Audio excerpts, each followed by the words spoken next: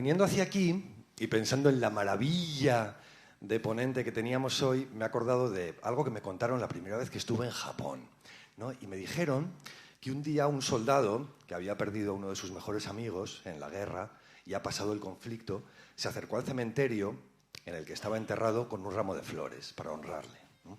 Cuando lo estaba poniendo, se acercó por un lado una japonesita con un cuenco de arroz que depositó con la delicadeza típica de los nipones encima de la lápida de su padre. Y entonces el soldado americano se volvió hacia ella y le dijo: ¿pero qué te crees? O sea, ¿que se va a levantar tu padre a comerse el arroz?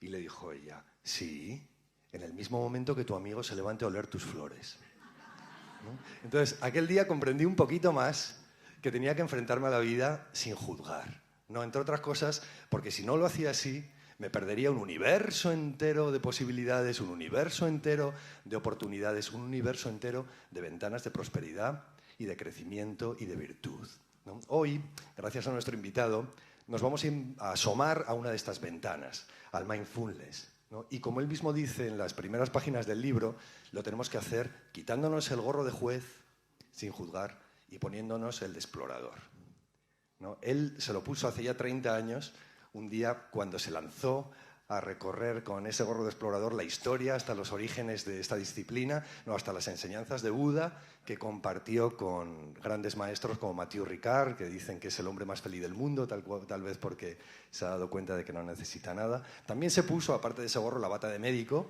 para lanzarse a explorar el cerebro por dentro, también, ¿no? Con sus grandes maestros también de otro tipo de la Universidad de Harvard, aquellos que empezaron pioneros a analizar cuál era la influencia de esta cosa de meditación intangible que producía dentro de nuestro cerebro bien tangible, ¿no? Pero sobre todo, lo que se puso hace ya mucho, mucho tiempo, y no se ha quitado ni un solo día desde entonces, es esa sonrisa de niño, ¿sabes?, que se enfrenta al mundo con admiración, con sorpresa, y que le hace crecer más y más y más y más cada día. Señoras y señores, el doctor Mario Alonso Puig.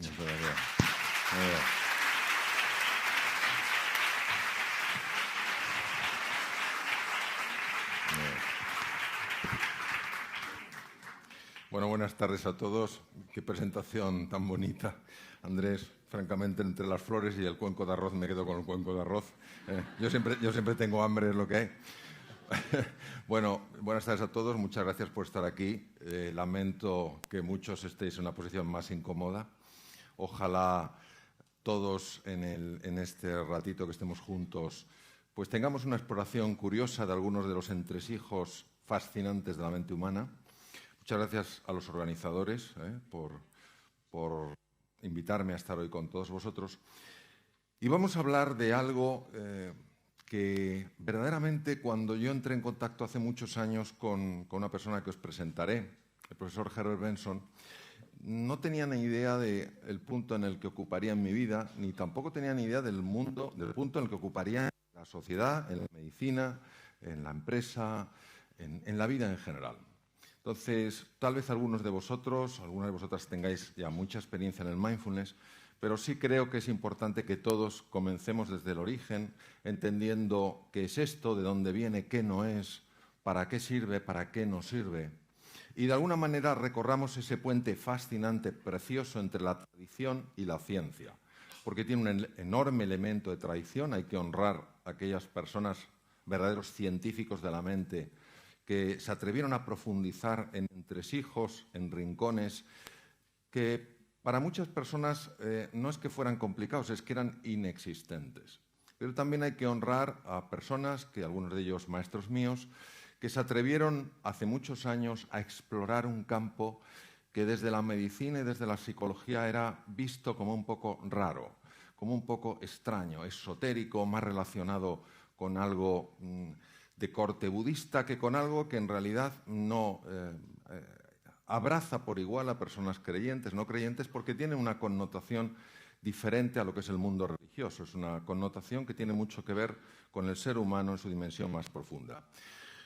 Cuando yo escribí el libro, me planteé que no solamente quería escribir un libro, sino que quería que esta publicación fuera un curso para aquellas personas que o no sabían nada del mindfulness y querían entrar de una manera amable en lo que es la comprensión de esta ciencia y de este arte, pero también para personas que tenían muchos años de práctica, pero por no ser del campo en el que estoy yo, el campo de la medicina o el campo de las neurociencias, pues que de alguna manera tampoco tenían esta base científica, personas que a lo mejor enseñan mindfulness o enseñan yoga y que, bueno, tampoco sabían muy bien cómo transmitir a sus alumnos o cómo transmitir a las personas con las que compartían estas enseñanzas la manera en la que el mindfulness afecta al cerebro, la manera en la que el mindfulness afecta al cuerpo.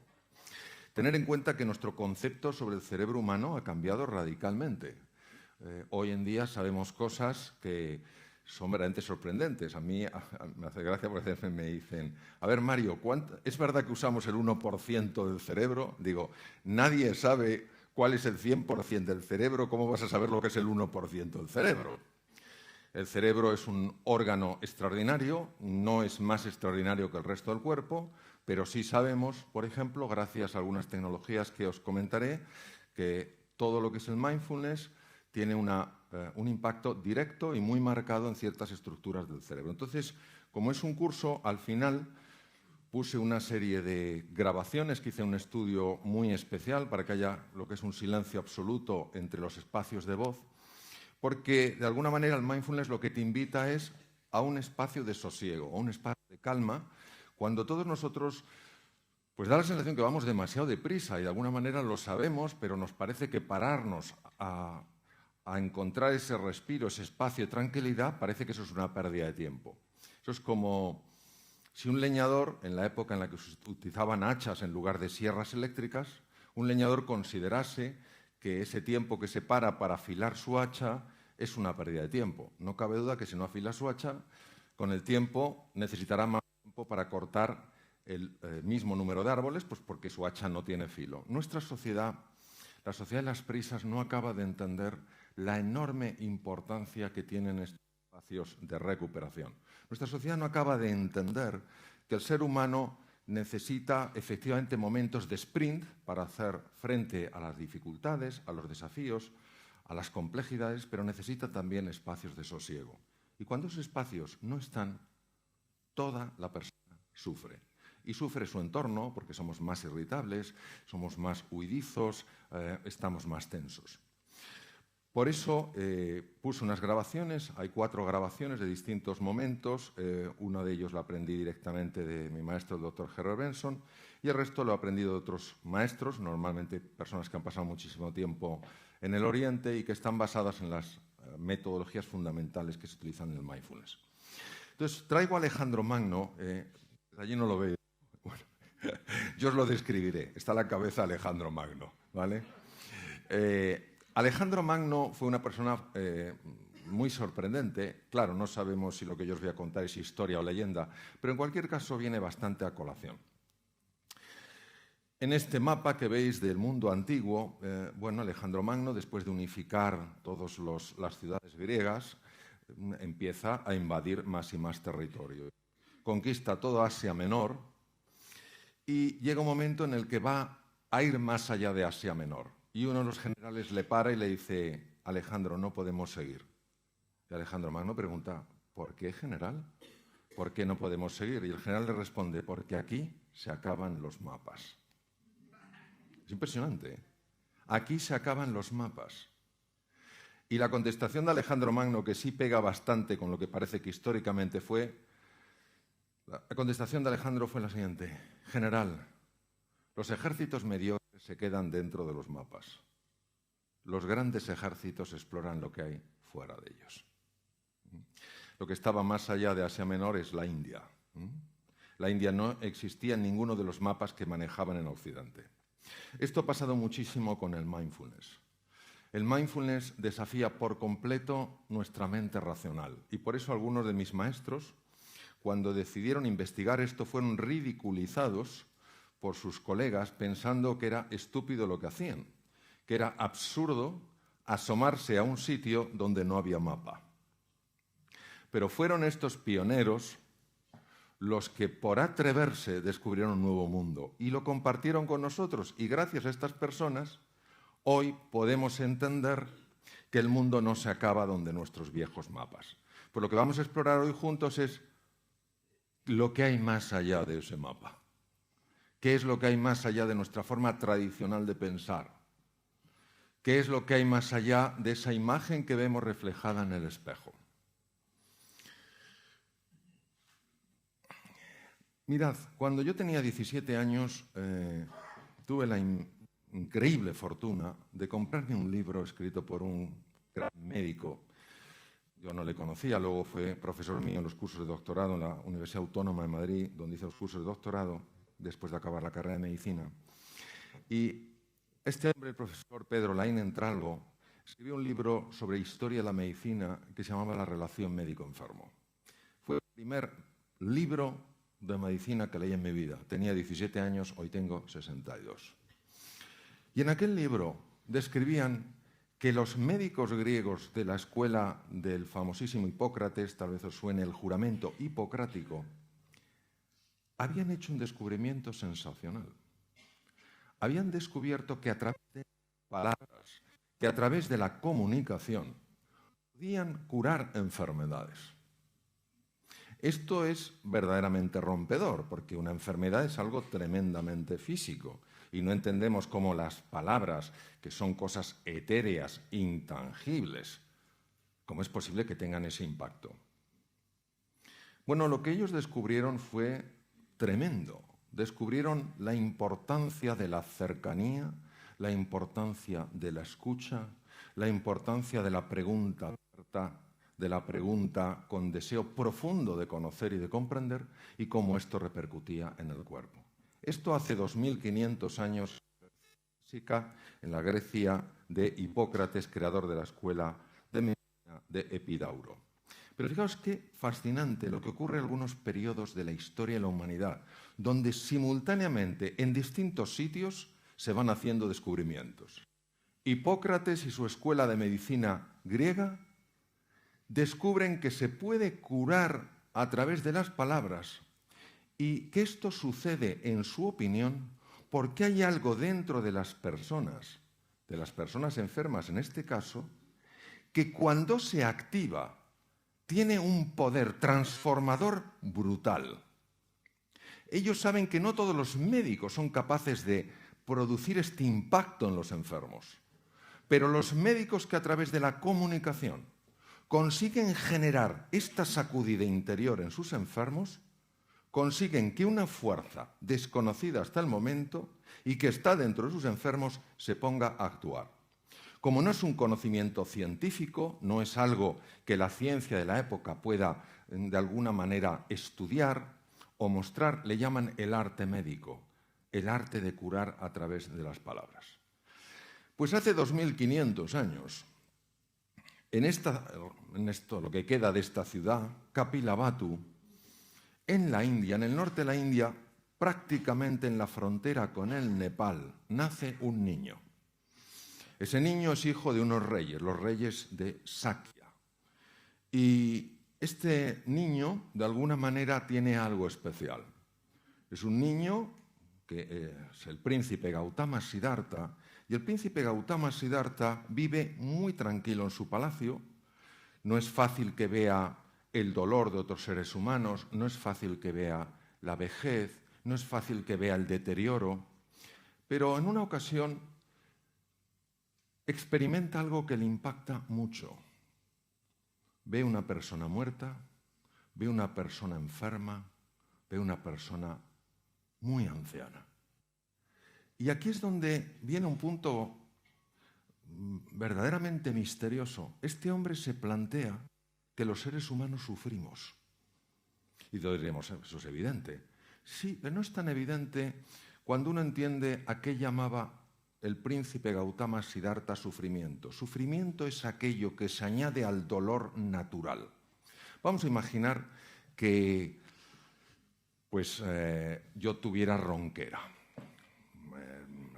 Cojo un virus, empiezo con una ronquera y tal cual.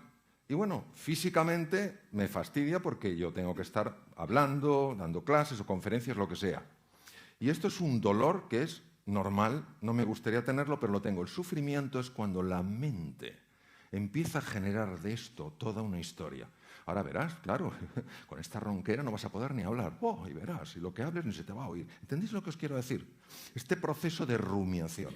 Y este joven intuyó que había algo curioso en este proceso, que había algo en el ser humano que dificultaba la superación del dolor, que hacía que la vejez se llevara peor, que la enfermedad fuera peor, que las pérdidas fueran más dolorosas. Pero no sabía lo que era. Es cierto que en el año 3100 aproximadamente se había publicado un libro que seguro que él conoció, el Bhagavad Gita, que ya hablaba de estos temas, pero no había nadie que los hubiera investigado con profundidad.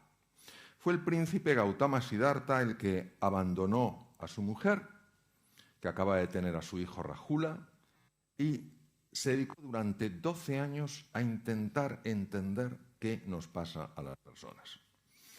Nosotros le conocemos como el primer despierto, el príncipe Sakyamuni Buda.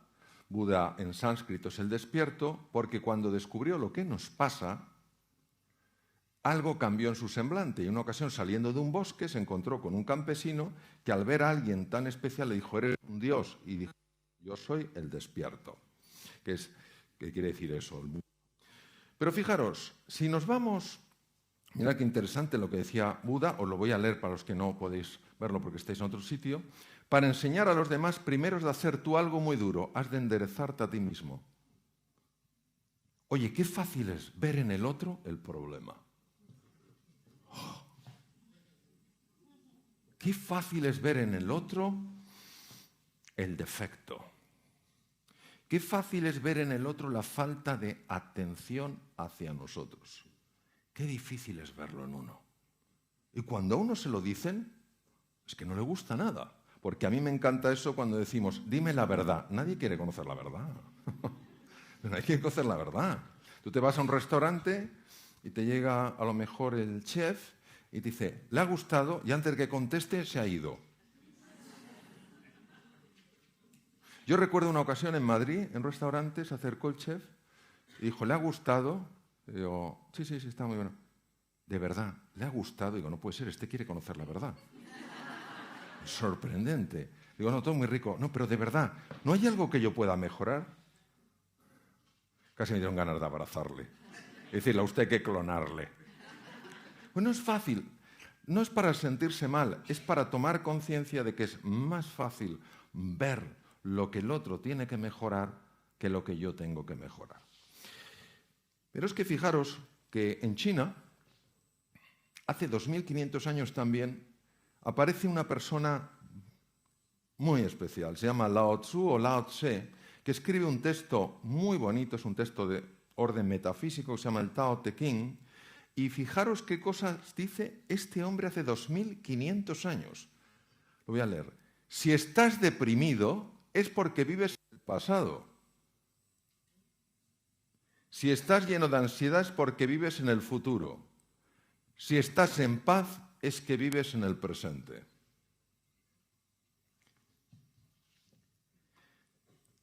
Cuando uno va para atrás, ¿nos da la sensación de que casi siempre es para lamentarse por algo que hizo o dejó de hacer? Y cuando se va al futuro, ¿nos da la sensación de que es para llenarse de ansiedad ante lo que podría pasar? Es increíble. ¿Qué engaño más sutil de nuestra mente? Si no vamos para atrás para aprender. Mentira. ¿Te quiere llevar para atrás para que te sientas culpable o avergonzado? Bueno, vamos al futuro que hay que anticipar. Mentira. ¿Te quiere llevar al futuro para que te preocupes y empieces a sufrir por cosas que todavía no sabes ni siquiera si van a suceder? El gran René Descartes, filósofo padre de la filosofía racionalista en el siglo XVII, un hombre que no valoraba demasiado las emociones, a punto de morir escribió una carta donde ponía: mi vida estuvo llena de desgracias, la mayor parte de las cuales jamás sucedieron. Pues claro, ¿nos cuesta tanto estar en el aquí y en el ahora? La sensación de de que este es un sitio raro, es tan apremiante, que con facilidad nos vamos para atrás o nos vamos para adelante. Bueno, el mindfulness, y sobre todo en este caso Lao Tzu, lo que nos decía es, en el presente está la solución. Y nosotros tenemos que entender por qué. Porque esto de está en el presente, en el presente, se oye mucho. Pero ¿qué quiere decir? ¿Qué significa realmente?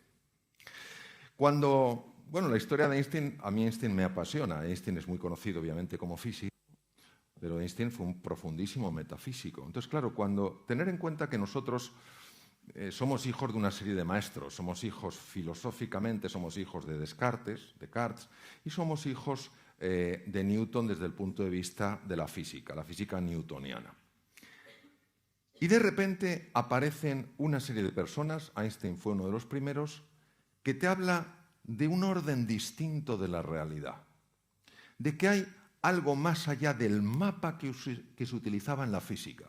Hoy sabemos que la física subatómica, la física teórica, la física de las partículas, muestra que hay un comportamiento radicalmente distinto de esas partículas al comportamiento de las piezas de una máquina, de las estructuras más grandes. No es que la física newtoniana desaparezca, es que la física teórica amplía. No es que el mindfulness diga lo anterior no sirve, es que amplía. No es que se diga el mapa previo no sirve, es que se amplía el mapa. Se dice hay más cosas que no estaban o que no están en el mapa. Esto se llama un cambio de paradigma. La palabra paradigma viene del griego y quiere decir forma de ver. De alguna manera, a lo que el mindfulness invita es ampliar tu forma de ver. No dice que tu forma de ver anterior no sea correcta, dice que es limitada y que si quieres ver más opciones en tu vida, es bueno que explores lo que hay, o es deseable que explores lo que hay más allá del mapa.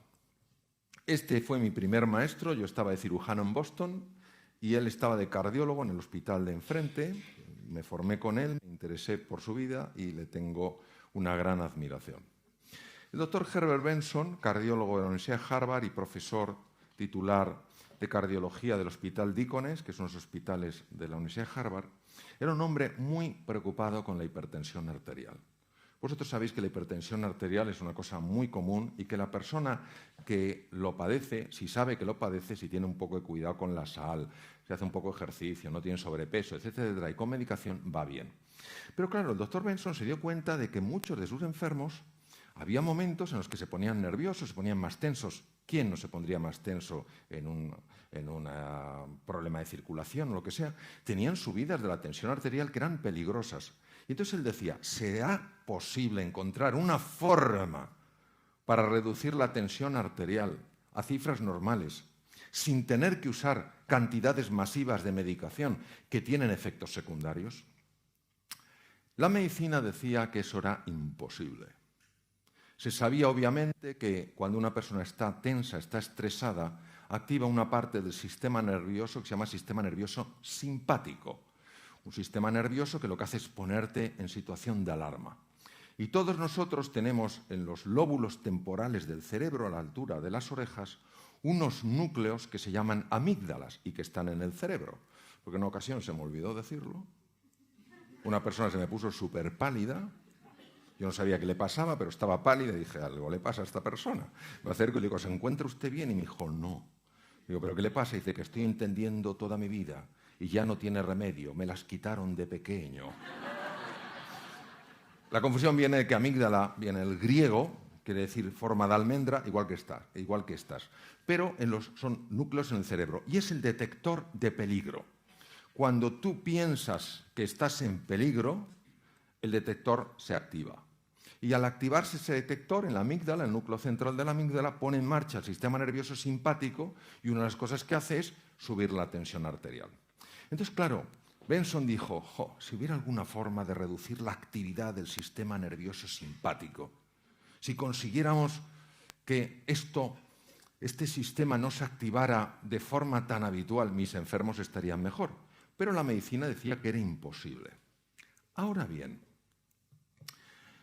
había un suizo, Walter Rudolf Hess, que era un oftalmólogo y que se convirtió en investigador, que ganó en 1949 el Premio Nobel de Medicina y que había descubierto en el cerebro una estructura que se llama el diencéfalo, y en el diencéfalo había encontrado un núcleo, que en realidad corresponde al hipotálamo anterior, y que era un núcleo capaz de activar la respuesta contraria, es decir, producir un estado de calma, contrarrestar la activación del sistema nervioso simpático.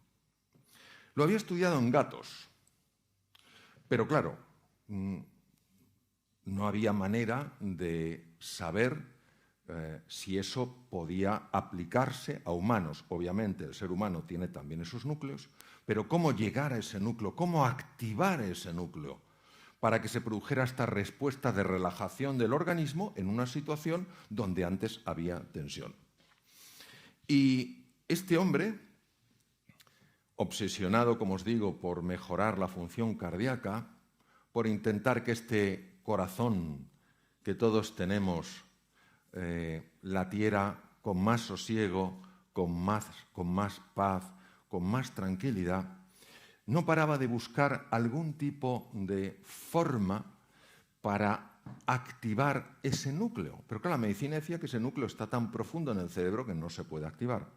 Hasta que por una serie de curiosas casualidades, no entraré mucho en detalle, pero cayó en sus manos un libro que le hablaba de que la comunidad budista era capaz de hacer cosas con su cuerpo que parecían imposibles. Y no hablo de levitación porque nadie ha probado que la levitación exista. No digo que no exista, pero nadie lo ha probado. Pero sí que eran capaces de activar cosas en el cuerpo que solo eran posibles, que solo se podían activar si sabían la vía a ese núcleo, al núcleo trofotrópico del hipotálamo. Entonces él viajó al norte de la India, la comunidad tibetana en el 59 tuvo que salir del Tíbet por la invasión china, y estaban en Dharamsala a 7.000 pies de altura, y empezó a hacer registros de los monjes en meditación. Y dijo, han encontrado el camino. Saben cómo activar este núcleo. Pero ¿qué es lo que hacen? Si la sensación es que solo cierran los ojos. No da la sensación de que hagan más. Yo he visto las filmaciones, las he visto en Boston, y son increíbles. Entonces dijo, esto lo tengo que investigar con más profundidad. Y creó el Instituto Mente-Cuerpo en la Universidad de Harvard.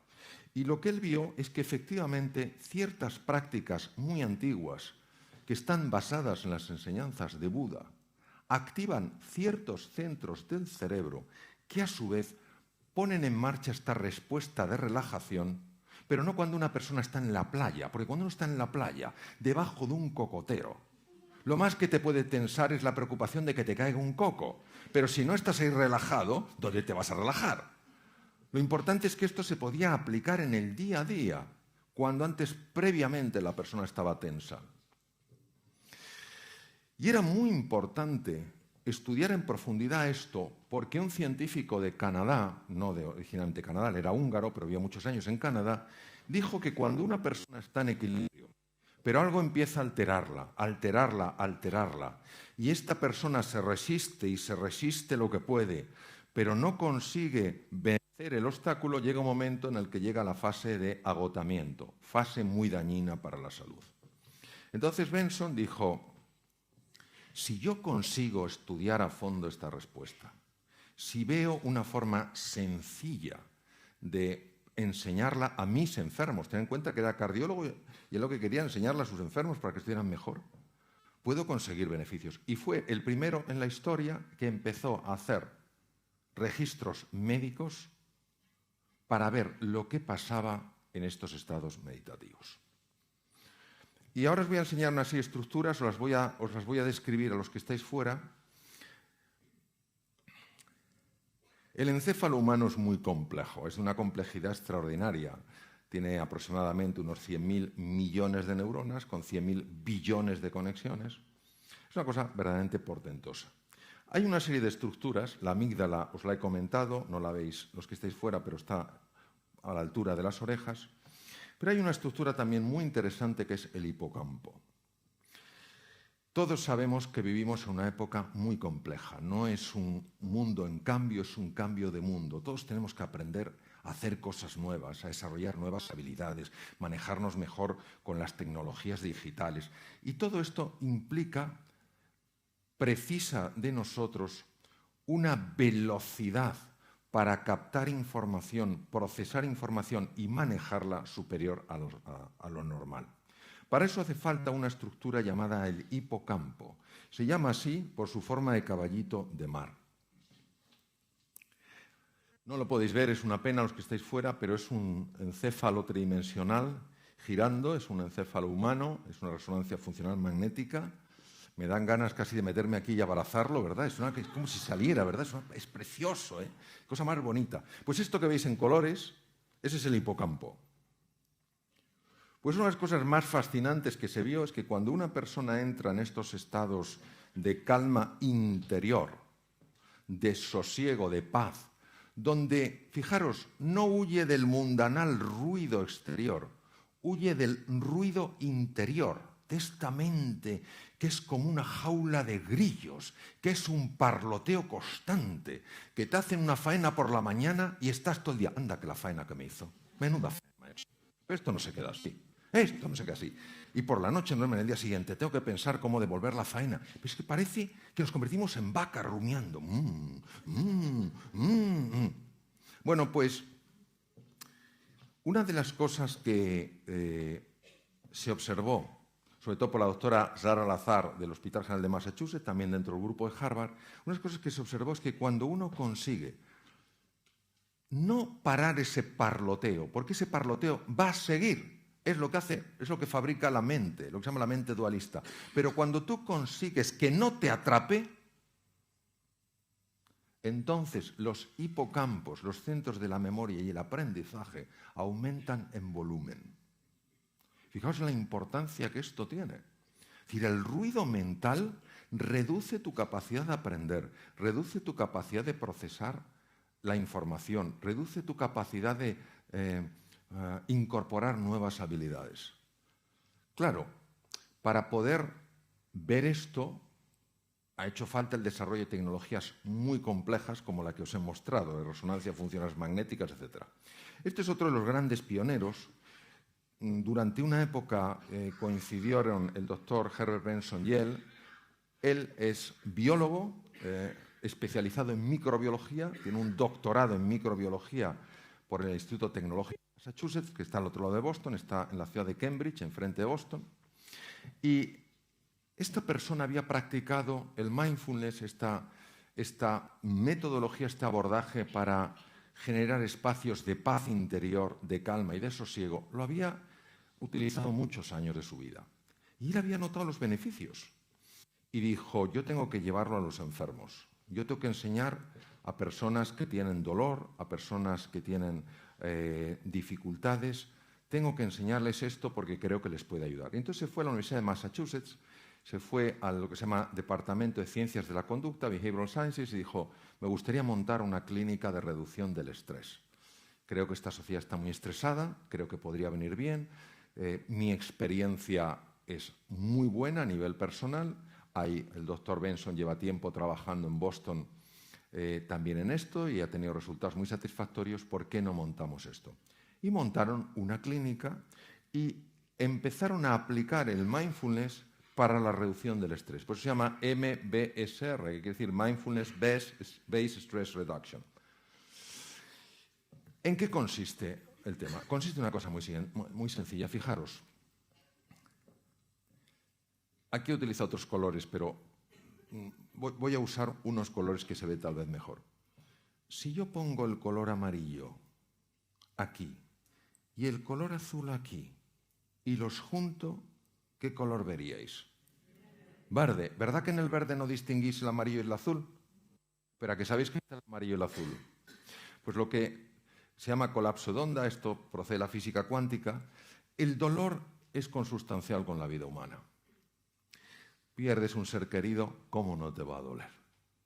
Te roban el coche, ¿cómo no te va a doler? A mí me lo robaron 2 veces y aquello dolió. Pierdes el trabajo, ¿cómo no te va a doler? Cuando hay gente que se acerca y dice, hombre, no es para tanto, que te pase a ti.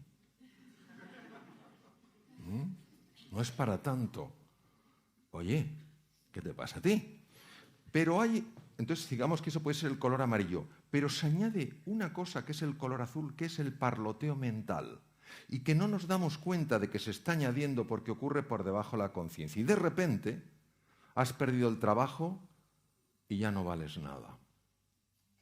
Has perdido un ser querido y ya tu vida no tiene sentido. Te han robado el coche y ya la gente es mala. ¿Entendéis lo que os quiero decir? Como ocurre por debajo de la conciencia, uno no lo entiende, no sabe lo que le está pasando. Lo que hace el mindfulness es separar la onda. El dolor tiene que estar, es parte de nuestra naturaleza, pero el sufrimiento es una creación de la mente humana. Este es otro de mis maestros, el profesor Judson Brewer. Él trabaja en la Universidad de Massachusetts, es una persona maravillosa, además un extraordinario, toca maravillosamente el violín. Y ha descubierto algo sumamente interesante con la práctica del mindfulness. Esto lo he sacado del libro, lo voy a describir. ¿Quién de vosotras no ha tenido la siguiente experiencia?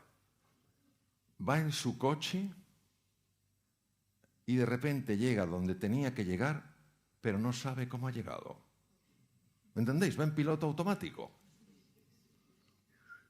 Pensando tal cual.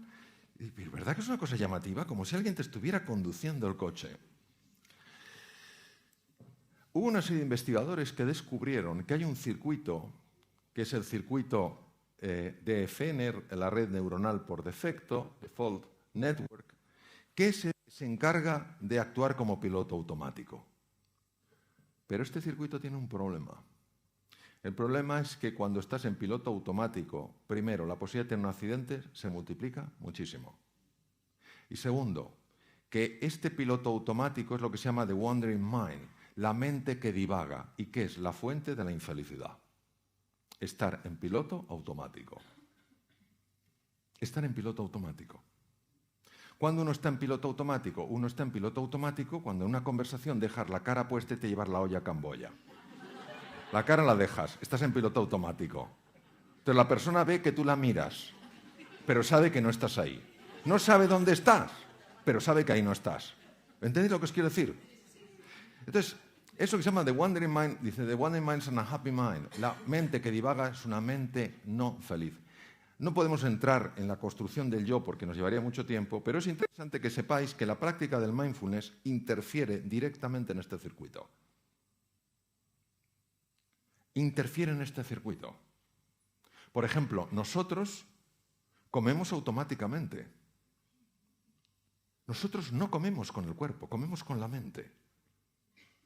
Es como si el tenedor o la cuchara tuvieran vida propia. ¿Sabéis? O sea, según ya te está entrando el bocadito, ya el tenedor se está lanzando por el otro. Y luego, cuando uno ha comido, dices, me he pasado. Sí, pero es que nos pasamos una y otra vez, porque vamos en piloto automático. Bien. Esto es una de las razones, por cierto, de la obesidad y además incrementa la ansiedad. Bueno, pues lo que demostró el doctor Judson Brewer con una serie de experimentos elegantísimos es que cuando nosotros nos abrimos a este espacio de sosiego, de paz y de tranquilidad, empezamos a interferir con ese circuito. La ventaja es que el circuito automático está a su vez interfiriendo con un circuito importantísimo para mantener la atención, para aprender, para estar concentrado y para darte cuenta de lo que está pasando a tu alrededor. Este es el otro circuito que se llama Red Ejecutiva Central o Zen. El Zen es el que te ayuda a enterarte de qué va la cosa. Si alguien te está hablando, estar captando lo que de verdad te dice. Si estás ante un problema, entender de verdad de qué va el problema. Pero si uno tiene activado el circuito automático, entonces no se está enterando. Está captando muy poca información, aunque se cree que la está captando toda. Pues uno de los grandes hallazgos de Judson Brewer ha sido que la práctica del mindfulness, la de estos espacios de silencio, de paz y de tranquilidad, no solo interfieren en el circuito automático, en la red por defecto, sino que potencian el otro sistema. ¿Esto cómo se ve? Esto se utiliza fundamentalmente electroencefalografía muy precisa, se utilizan técnicas de resonancia funcional magnética que permite de alguna manera ver la mayor o menor actividad de esas zonas. Es decir, lo que te permite el mindfulness, lo que te permite estar aquí y ahora, activando nuevos circuitos y desactivando circuitos que no te ayudan, es empezar a cambiar tu percepción de las cosas. Empiezas a observarte de una manera distinta, con mucha más compasión, con mucha más comprensión. Empiezas a ver a las demás personas con más benevolencia. Te vas dando cuenta de que, claro, que muchas veces la irritación hace que nos provoquemos unos a otros, pero detrás de la irritación, detrás de la provocación, al menos la mayor parte de las veces, no hay un deseo de dañar, sino es como el que está ahí, como el elefante en cacharrería, o sea, no sabe por dónde, cómo ventilar su tensión y la ventila a través de la agresión. Otra cosa fascinante que se ha visto utilizando electroencefalografía con la práctica del mindfulness es lo siguiente. Veréis, nosotros tenemos dos hemisferios cerebrales. Lo más parecido que he visto a un cerebro es una nuez o un coral marino que tiene la forma de cerebro. Todos, cuando abrimos la cáscara de la nuez, vemos que tiene dos mitades y además están arrugadas.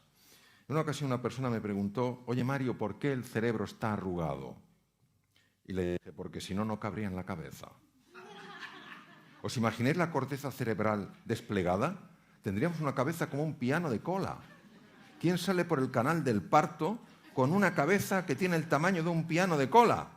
No hay manera. Se tiene que arrugar. Bueno, pues eso es el encéfalo humano. Tenemos dos hemisferios, el izquierdo y el derecho. Y en 1981 el profesor Roger Sperry, trabajando en el Caltech, Instituto Tecnológico de California, que está en Pasadena, el hombre descubre, estudiando una serie de cosas que se llama la serie del cerebro dividida de California, descubre que cada hemisferio cerebral hace una cosa diferente. Por ejemplo, yo el brazo derecho lo puedo mover gracias al hemisferio cerebral izquierdo. Por eso cuando una persona tiene una hemorragia en el lado izquierdo del cerebro, veréis que la dificultad la tiene en el lado derecho. Y si la ha tenido en el lado derecho la hemorragia, la dificultad la tiene en el lado izquierdo. Esto se sabía desde hace mucho tiempo. Lo que Sperry demostró es que cada hemisferio cerebral tiene su propia mente. Y cada mente hace una cosa diferente. Por ejemplo, para analizar, para organizar, para sumar, para restar, para hablar, para comunicar, necesitamos el hemisferio izquierdo. Pero para conectar, para tomar perspectiva, para imaginar, para relacionarnos con la incertidumbre y lo desconocido, necesitamos el hemisferio derecho. Los dos hemisferios están hechos para colaborar, igual que el hombre y la mujer, para mutuamente hacerse más grandes. El problema es que cuando una persona está bajo estrés, los dos hemisferios no hablan o hablan muy poco. Claro, ya os podéis imaginar el impacto de esto. La persona que tiende a ser analítica, bajo estrés se vuelve aún más analítica, más rígida en su análisis, más rígida en su estructura.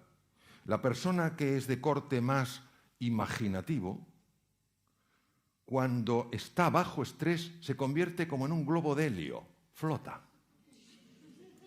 Flota, y el del hemisferio izquierdo dice aterriza, dice ¿para qué? Si desde aquí se ve todo mejor. Entonces, ¿qué ocurre? Que la práctica del mindfulness lo que hace es sincronizar los dos hemisferios. Cuando el doctor Benson, mi primer maestro, empezó con sus enfermos a enseñarles lo que se llama la técnica de relajación, que es una técnica de mindfulness, lo que buscaba, como os he comentado, era la mejora de la salud. Pero conforme pasaron los años, sus propios enfermos que le seguían viendo, aunque estaban mucho mejor, le decían: doctor Benson, le voy a decir algo curioso, me he vuelto más creativo.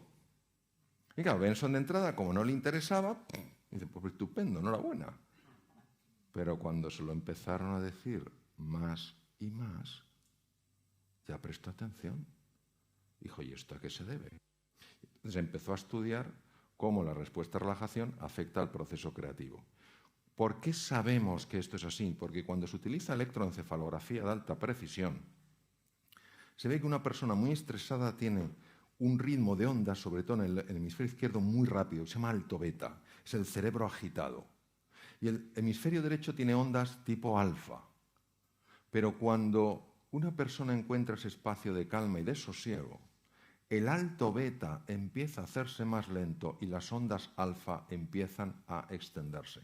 Y grupos más grandes de neuronas de los dos lados de los hemisferios cerebrales, o sea, de los dos hemisferios cerebrales, empiezan a dialogar entre sí. Y por eso empezaban las personas a decir que eran más creativas, que estaban viendo las cosas con más amplitud. Las ondas cerebrales han sido la gran apuesta para comprender esto, el ver los cambios de registro. Y para que os hagáis una idea, hay fundamentalmente 3 tipos de ondas, aparte de las beta, están las alfa, las teta y las delta.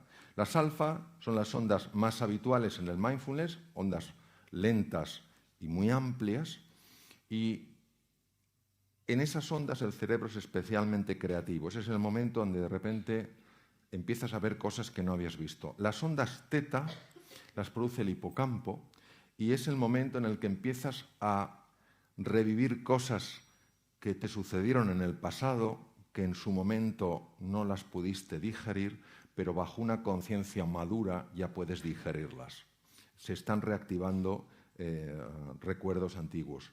Las ondas delta son muy difíciles de captar porque se confunden con las ondas que produce la musculatura del cuello, pero algunas personas muy expertas son capaces de producirlas y están asociadas sobre todo con gran capacidad sanadora dentro del organismo. Voy a usar una metáfora. A mí las metáforas me encantan porque te permiten visualizar cosas que son complejas de explicar con palabras. Mirad, nuestra mente es como un océano revuelto, donde hay olas grandes, impetuosas, agresivas. Y, pues claro, esto nos afecta a nuestra vida, nos afecta en la salud, nos genera tensión, sube el colesterol, sube los lípidos, sube la glucosa, sube el cortisol, en fin, un montón de lío. Cuando una persona se va sosegando, cuando una persona se va calmando, es como si pasara de la superficie del océano con esas ondas, con esas subidas y esas bajadas, a un espacio un poquito por debajo. Entonces ya estás debajo, ya estás en el agua, ya te has sumergido, no estás muy profundo, pero miras hacia arriba y aunque sientes la agitación de las olas, no te están afectando tanto. ¿Cuántas veces nos habrá pasado más de uno que estamos en un mar revuelto, te viene una ola y dices, esto es muy grande? Y en lugar de aguantarla como diciendo, conmigo no puede nadie, tú te sumerges y la ves pasar por encima. Pues es lo mismo, a medida que vas avanzando en la práctica del mindfulness, claro que se siguen produciendo olas, porque la mente no para de producir esos pensamientos, pero ya no te atrapan, los ves como a distancia. Conforme vas profundizando, vas entrando en un sitio verdaderamente curioso. Un sitio que aquí está representado, para los que no lo podéis ver, como el fondo del mar, con sus corales, con sus peces. Este es el fondo de la mente humana. Y entonces, en el fondo, ¿tú qué ves? En el fondo, lo primero que ves son capacidades tuyas que no sabías que tenías. Por eso mejora la confianza, tienes más ilusión, tienes más alegría. Y también descubres aquellas cosas que están impactando negativamente en tu vida y que no sabías que tenías. Descubres, por ejemplo, hasta qué punto uno está centrado en sí mismo. Cosas que no son agradables de ver, pero cuando las ves, las puedes resolver. Si no las ves, no las puedes resolver. Y esto no te sucede como proceso sesudo, diciendo, a ver qué hay en el fondo. No, estás así y de repente lo ves, emerge. Es muy importante que entendáis una cosa. El mindfulness no busca cambiar a nadie. El mindfulness es un abordaje que lo que busca es enseñarte un camino para reencontrarte con tu verdadera identidad. Y ahora voy a explicar un poquito la parte más práctica, para que tengáis una idea más clara. La dificultad para hacer una práctica aquí es que hay muchos que estáis de pie y algunos que estáis sentados. Y los que estáis sentados os pueden ir muy bien, pero los que estáis de pie, si hacemos un ejercicio de mindfulness, pues a lo mejor acabáis en el suelo. Entonces tampoco es plan. Entonces, yo os voy a decir en qué consiste. Sorprende que sea tan potente y tan sencillo. Mirad, ¿en qué consiste este espacio de serenidad? Consiste exclusivamente en entrenar un músculo, el músculo más importante del ser humano, que no es ni el bíceps, ni el tríceps, ni el cuádriceps, ni el anconeo, ni el sóleo. Es el músculo de la atención. Entonces, claro, tú tomas una posición sentado o tumbado, con la espalda recta, y lo que haces es sencillamente llevar tu atención a tu respiración.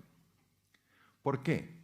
Porque la respiración es algo que está sucediendo aquí y ahora, en este momento. Entonces, es la referencia que tú tienes para ir entrenando tu atención. Entonces, ¿qué ocurre? Que te surge un pensamiento. Entonces, el pensamiento puede ser, ¿qué habrá hoy de cena? ¿Habrá pimientos rellenos de bacalao? ¿O estarán rellenos? ¿Sabéis de lo que hablo, que sí? ¡Claro! Pero esto va a suceder. El problema es cuando el pimiento te atrapa.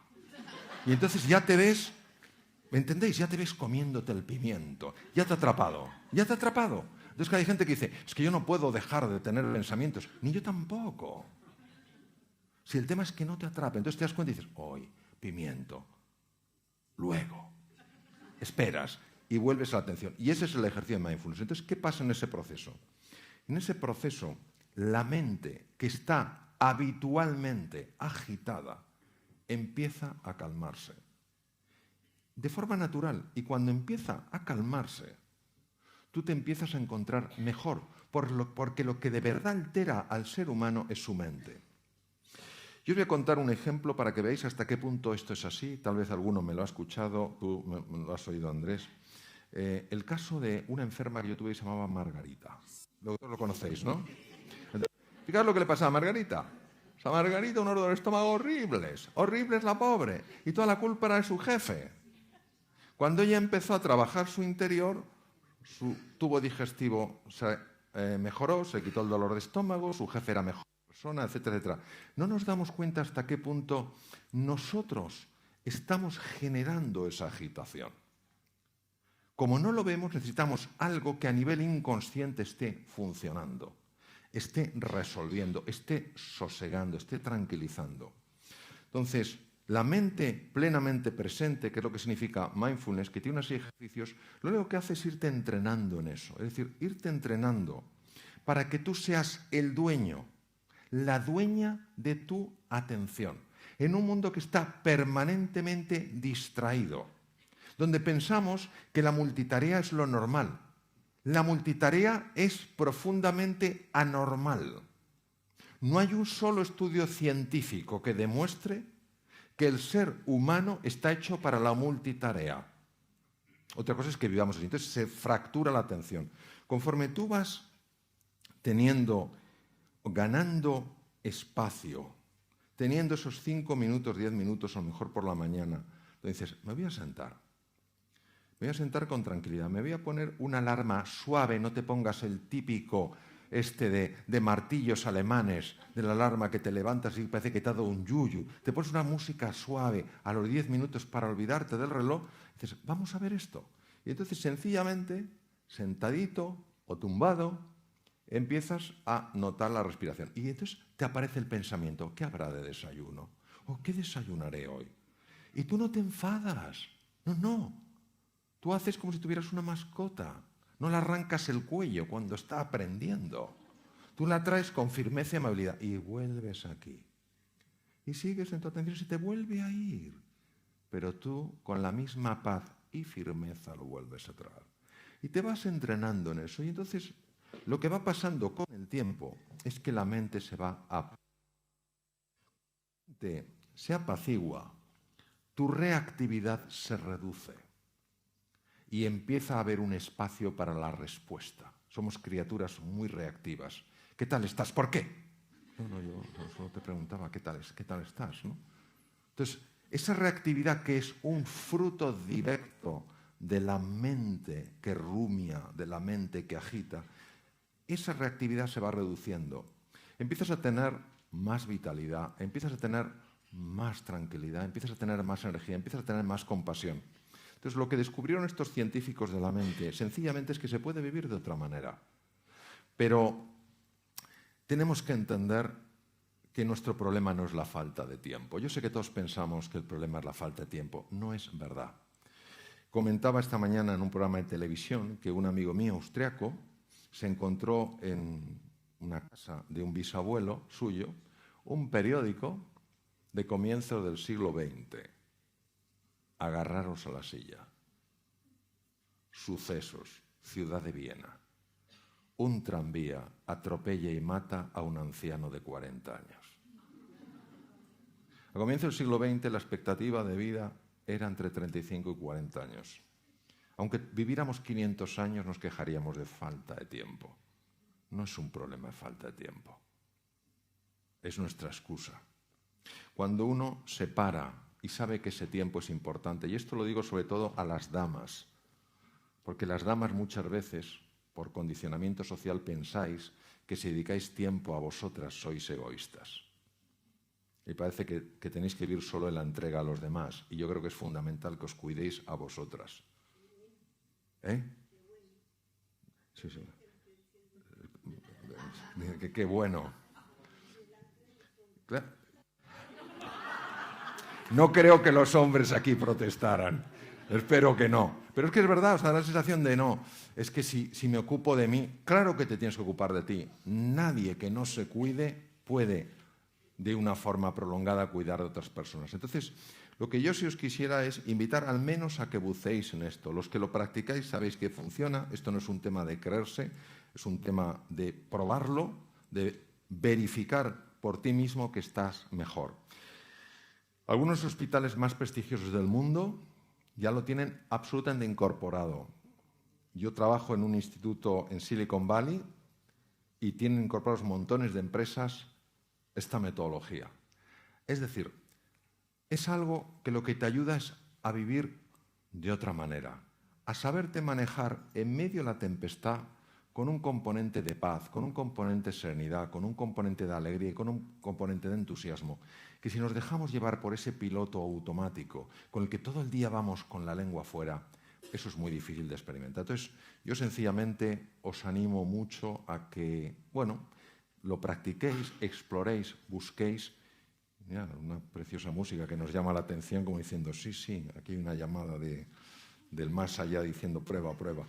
Entonces, pues eso es todo lo que os quería decir y terminar con una, no sé si tendremos tiempo para alguna pregunta, pero terminar con una frase que a mí me impactó mucho de Albert Camus, ¿no? Albert Camus fue un gran filósofo, premio Nobel de Literatura en 1956, francés, y Albert Camus decía, en medio del duro invierno descubrí por fin que dentro de mí hay un ser invencible.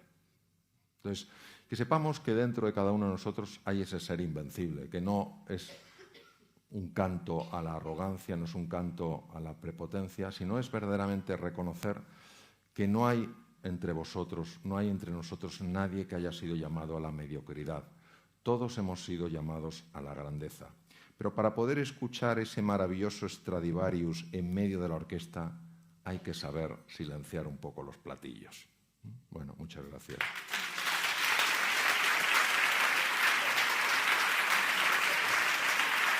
Gracias.